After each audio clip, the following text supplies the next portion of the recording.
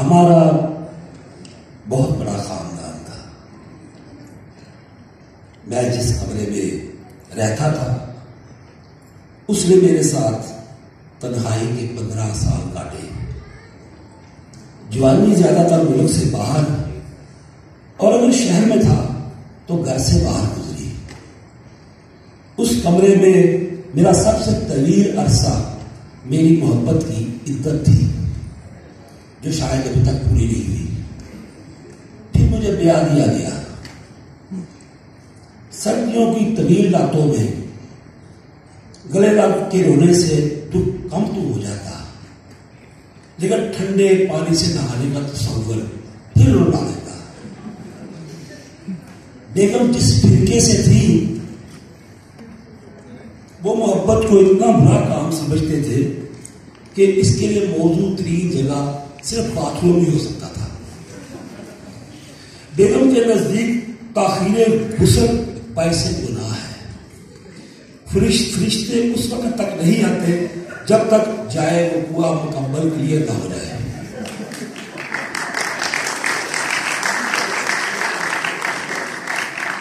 پہلے تو میں اس کی مخالفت کرتا رہا کہ فرشتے ہیں کہ پنجاب پولیس ہے، مگر جب کلنٹن پکڑا گیا تو میں قائل ہو گیا.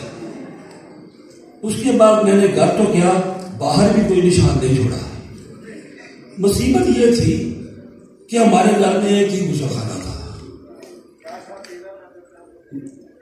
جو ہمیشہ لنگارے اڈے کی طرح مصروف رہتا. نہانا تو دور کی بات، وہاں 5 منٹ آرام سے بیٹھ کر سوچا بھی نہیں جا سکتا تھا. لہذا وہاں جو کچھ کرنا ہوتا پہلے سے طے کر کے آنا پڑتا. غسل خانہ 30 افراد کی مسانوی اور رومانوی داستانوں کا اکلوتا رازدار تھا. لیکن اس کا نلکا پاکستانی میڈیا کی طرح شور مچا دیتا. لہذا کوئی بشرمی حرکت کر کے صاف نکل جانا تقریباً ناممکن تھا. یہی وجہ تھی کہ حکومت اور عوام ایک دوسرے کے حال سے واقف تھے.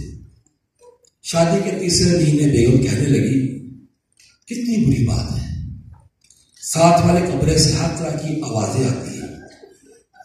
میں چپ رہا. 4تھے مہینے اسے بھی اندازہ ہو گیا کہ ہماری آوازیں بھی بارڈر پار سنی جاتی ہیں.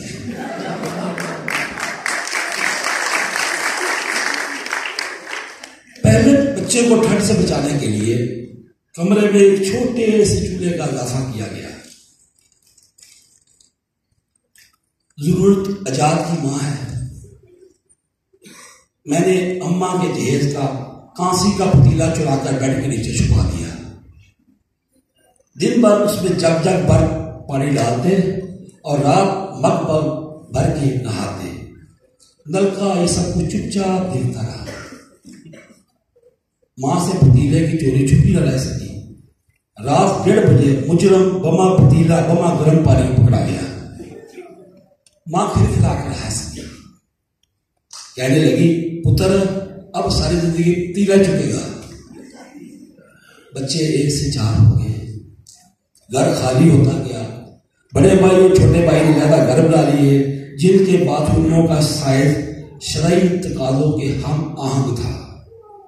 گرم ٹھنڈے پانی کی علیحدہ ٹوٹیاں تھیں. مسلم شاور تک لگے تھے کہ کبھی کبھی نہانے کو دل نہیں بھی کرتا. میں اپنی فنکارانہ سستی کے باعث بسم اللہ الرحمن الرحیم. آج کی تقریب کے حوالے سے چھوٹا سا مضمون پیش خدمت ہے. یہ ایک پرانی کار کا قصہ ہے جو میرے استعمال میں رہی ایک عرصہ تک اور بعد میں نے اس کو فروخت کر دیا.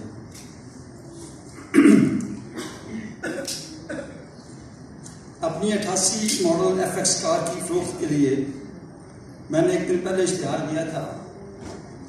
آج اتوار کا روز تھا، چھٹی تھی. چنانچہ صبح میں نے گاڑی کو نہلا دھلا کر گیراج میں کھڑا کر دیا اور کسی مناسب خریدار کا انتظار کرنے لگا. گاڑی پر نظر پڑی تو میری طبیعت اداس ہو گئی. گاڑی کے ساتھ ایک طویل رفاقت ختم ہونے کو تھی. اگرچہ یہ کار میرے لیے کسی آرام و سکون اور سکھ کا باعث کبھی بھی نہیں رہی، بلکہ دوران سفر اکثر و بیشتر یہ بھاگ بھری کوئی نہ کوئی پریشانی کھڑی کرتی رہی. چلتے چلتے سرے راہ رک جانا اور تماشا کھڑا کر دینا اس کی عام روٹین تھی.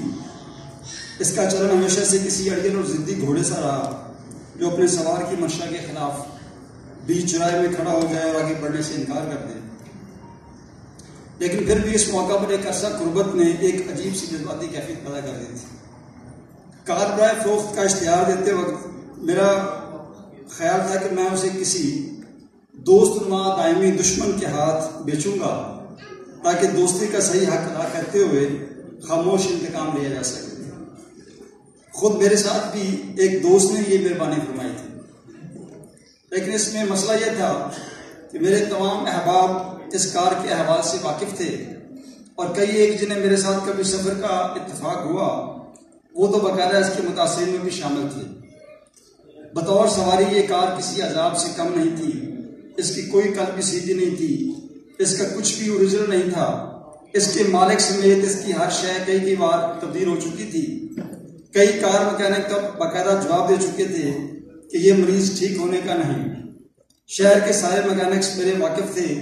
میرے موبائل میں اگر سب سے زیادہ نمبر موٹر مکینکس کے تھے تو اس کا سبب یہی کار تھی.